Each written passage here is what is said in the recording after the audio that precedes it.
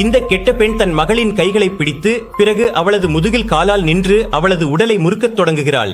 இதனால் அந்த ஏழை பெண்ணின் முதுகுத்தண்டு முறிந்தது. அவளுக்கு மிகவும் வலி ஏற்பட்டது. ஆனால் அவள் கவனம் செலுத்தவில்லை. அவள் பார்த்தபோது தன் மகள் உயிருடன் இருப்பதை கவனித்தாள். ஏனெனில் அவளது கண்களில் அசைவு இருந்தது. பிறகு அந்த கெட்ட பெண் அவளுக்குள் ஒரு இயந்திரத்தை பொருத்தத் தொடங்கினாள். அதனால் அந்த பெண் பொம்மை போல ஆடத் தொடங்குகிறாள் மற்றும் சுற்றி சுற்றி நடக்கிறாள். 40 ஆண்டுகள் கழித்து திடீரென 3 பேர் பழைய அரண்மனையில் நுழைகிறார்கள். அங்கே அவர்களுக்கு முன்னால் அதே பொம்மை இருந்தது. பிறகு அவர்களில் ஒருவன் அந்த பொம்மையில் இருந்த உடையை அகற்றுகிறான். அந்த பெண் இளமையாக இருந்தாள். ஆனால் அப்போது லூசி என்ற ஒரு பெண் அந்த இயந்திர பொம்மையில் ஒரு சாவியை போடுகிறாள். இதனால் அந்த பெண் பொம்மை சுற்றி சுற்றி நடனமாடத் தொடங்குகிறாள். ஆனால் நடனம் முடிந்தவுடன் அந்த பெண்ணுக்கு யாரோ அவளுக்கு அருகில் இருப்பதாக உணர்வு வருகிறது. ஆனால் அவளது கண்கள் மூடியிருந்ததால் அவள் எல்லா பக்கமும் மனம் பிடிக்க தொடங்குகிறாள்.